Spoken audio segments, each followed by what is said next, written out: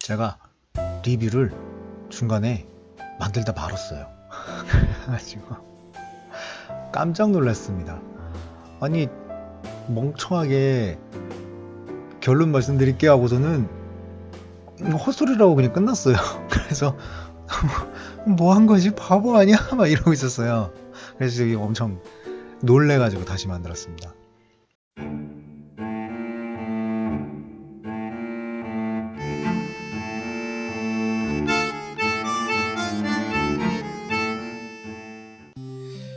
주먹왕 라이프의 결론을 말씀드리려면은 공주들을 빼놓을 수가 없어요. 그리고 그와 동시에 패러디가 같이 들어가야 이제 결론으로 들어갈 수 있거든요.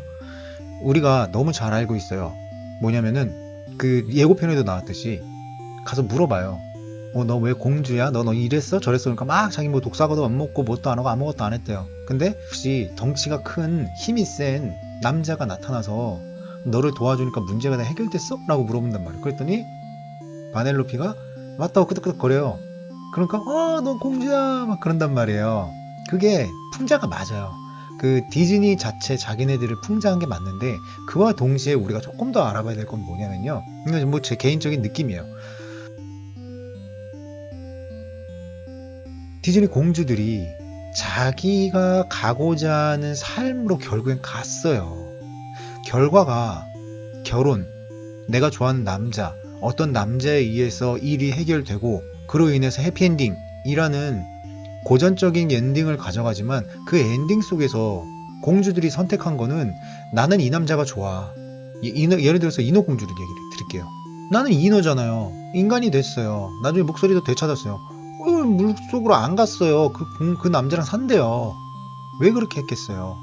내가 이 남자가 좋으니까 내 인생, 내 라이프하고 이 남자하고 내가 지금까지 쌓아온 모든 것하고 비교해봤을 때 이 남자가 더 좋으니까 내가 다 포기하고 간 거예요. 즉 여자가 사랑을 선택한 거지만 자기가 가지고 있는 모든 거를 다 버리면서까지 간 주체적인 모습이 있단 말이에요. 바넬로피 역시도 마찬가지고, 그래서 주먹은 라이프 두 번째에서 보수와 진보 사이에 갈등이 생기고 진보라고 표할 수 있는 바넬로피는 본인이 가고자 하는 길로 나아간 거예요. 그러니까 기존에 있는 공주들의 모습에서는 업그레이드된 버전이죠. 남자를 따라간 게 아니고 내 미래를 따라간 거예요. 내 삶, 내 라이프, 나의 라이프 스타일을 따라간 게 바로 주먹 라이프 두 번째에서 바넬로피라는 공주가 선택한 길이라는 거죠. 그래서 공주들이 나온 거예요. 두 번이나 나왔잖아요. 그리고 마지막 공주들이 도와줬잖아요. 왜 랄프가 그 옷을 입었겠어요? 걔는 보수잖아요. 원래 그 있던 공주들의 행동들이 다 옛날 시대에 있었던 80년대 90년대에 있었던 그러한 엔딩들이잖아요. 옛날 사람이니까 옛날 옷을 입은 거예요. 걔 역시도 모습에서 자신이 가고자 하는 길을 간단 말이에요. 서로 다른 길을 갔지. 그러고 나서 어떻게 해요? 연락하면서 서로의 길을 응원하잖아요. 그런 거예요. 그래서 여기는 자체적 풍자가 들어가기도 하지만 나를 사랑해주는 남자, 나를 사랑해주는 여자, 나를 사랑해주는 사람을 만나야 한다는 것과 동시에 그 관계가 업그레이드 되는 거. 그러면서 진정으로 나를 사랑해주는 사람은 내가 가고자 하는 길에 대해서 묵묵하게 응원해주고 그거에 대해서 조언해주고 이야기를 들어주는 사람, 그게 바로 주먹 라이프 두 번째 이야기의 주제라고 제가 말씀드릴 수 있는 거예요. 물론 이거는 제 뇌피셜이지만. 그래서 저는 공주들이 나왔다고 봐요. 그리고 그런 공주들이 도와줬다고 보고요. 거기에 더불어서 겨울왕국 두 번째 이야기가 계속해서 언급됐던 이유 역시도 엘사는 거기 있는 공주들과는 달리 본인 스스로 본인이 가야 되는 방향으로 갔단 말이에요. 안나는 그렇지 않았어요. 안나는 자기가 좋아하는 남자를 따라 갔어요. 근데 엘사는 그렇게 하지 않았단 말이에요. 그래서 영화의 마지막까지도 겨울왕국 두 번째 이야기에 대한 떡밥을 남긴 건 물론 본인들이 어떤 의도에 의해서 한 건 있지만 그와 더불어서 또 다른 메시지가 있지 않을까, 저는 그런 생각을 좀 했어요. 그리고요, 제가 이전 영상에서 샘 레이미의 스파이더맨 세 번째, 그리고 킹콩, 라라랜드 이런 것들의 패러디가 있다고 말씀을 드렸어요. 물론 그게 오마주일 수도 있어요. 그 것들을 가지고 오다 보니까 유명한 장면들을 오마주했을 수 있는데 저는 그걸 가져온 거 역시도 뇌피셜이에요. 그 영화들을 거의 대부분 보면은 라라랜드 같은 경우에는 이전 영상에서 말씀드렸듯이 이별에 관련돼서 이야기를 해요. 그 다음에 킹콩 같은 경우에는 엠파이어 스테이트 빌딩 올라갔는데 걔가 엠파이어 스테이트 올라간 이유가 뭐예요? 자기하고 소통했었던 여성, 그 여자랑 같이 올라간 거잖아요. 거기에 샘 레이미 스파이더맨 같은 경우에는 나중에 그 자신의 친구하고 흑고블린이라고 해야 되나요? 그린 고블린 이사라고 해야 되나? 하여튼 나중에 오해를 풀잖아요. 그러니까 서로 다른 길을 간 거죠. 샘 레이미 스파이더맨의 토미 맥과이어는 그 피터 파커라고 할게요. 토미 맥과이어 피터 파커는 자기가 스파이더맨이니까 어쩔 수가 없는 악을 물리쳐야 되죠. 근데 내 친구는 우리 아빠를 죽인 놈이니까 열받을 수밖에 없어요.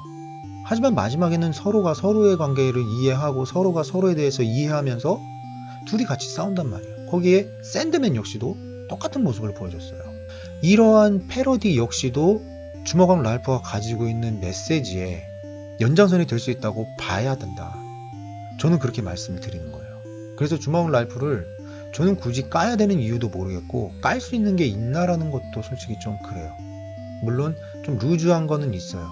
중간중간에 루즈해지는 경우는 있지만 그런 걸 감안해서라도 주먹왕 랄프는 디즈니에서 만든 애니메이션 중에서 가장 진보했고 자신들이 만들었던 애니메이션에 대한 반성이 가장 높고 거기에 더불어서 현재에 맞는 메시지까지 전달하는 애니메이션이라고 저는 소개하고 싶어요. 여기 그 인터넷에 관련돼서 얘기해 주는 게 있어요. 이거 제가 그 체인지 그라운드라는 그 유튜브 채널을 보시면은 그러면은 아실 수 있는데요. 전략적 입소문이라는 책이 있어요. 제가 그 책을 보고 이걸 봤더니 놀랍더라고요. 사람들이 어떤 형식으로 유명한 유튜브라든가 영상을 전파하는지를 바로 알려줘요. 우리가 온라인에다가 뭔가 올리면은 그게 훨씬 더 효과적이라고 생각을 해요. 근데 그게 아니래요. 그 전략적 입소문에서는 뭐라 그러면 사람의 입을 통해서 그 전파되는 게 훨씬 더 세다라고 이야기를 하거든요. 왜 그러냐면은 내 옆에 있는 사람 이 얘기를 하니까 그게 더 신뢰가 가는 거예요.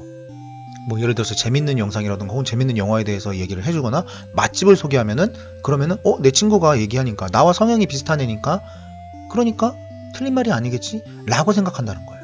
그래서 온라인에 올려가지고 하는 것보다 주변 사람들의 입을 통해서 하는 게 훨씬 더 효과적이라는데 그게 영화 속에 그대로 나와요.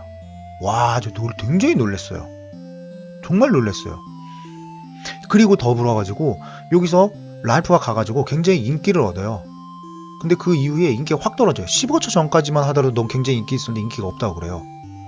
그러니까 어떻게 해야 되지 하니까 영상을 많이 올려야지 라고서는 막 얘기를 해요. 뭐든 다 할게는 넌 지니어스야 그러면서 예스가 그런 말을 해요.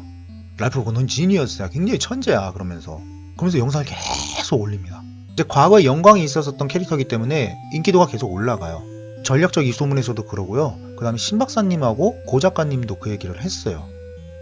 인터넷에서 유명해지려면 질보다 양이 중요하다는 거를 이 영화 속에서 얘기를 해줘요. 마케팅도 얘기해준다니까요. 주먹왕 랄프가. 저 되게 깜짝 놀랐어요. 이거 보면서. 이런 괴물 같은 놈들이 어디 있어요, 세상에나. 와, 정말 놀랐습니다. 물론 이런 걸 공부했는지는 안 했는지 모르겠지만 분명히 했을 거예요. 근데 인터넷의 섭리를 너무 잘 알고 있는 거죠. 그래서 주먹왕 랄프 리뷰는 여기서 마치도록 하고요. 다른 리뷰로 또 찾아뵙도록 하겠습니다. 그럼 다음에 다른 영상으로 찾아뵙겠습니다. 바이바이.